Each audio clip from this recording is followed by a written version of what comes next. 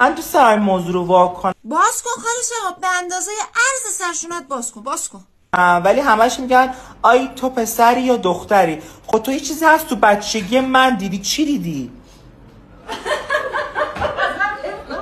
بگو ببینم. خاله شهاب با خندش به ما فهمون چی دیده. اگه چیزی دیده بود میتونست تشریح کنه، نتونست بنده خدا. چی دیدی؟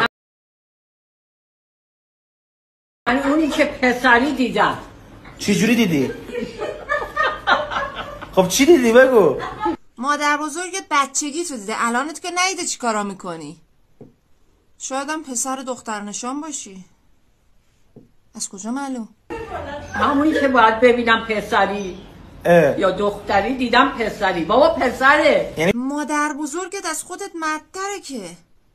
این بنده خدا چشاش ضعیفه، سن و سال داره، درست نیده. فکر کنم بنده نافتو میگه. شستی منو قشنگ. آره. چی بوده حالا اونجا؟ من بردمه. خب چی بود؟ بابا بگو دیگه چی بود؟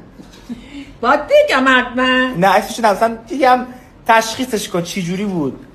نشونمون ندادی که آخر بفهمیم.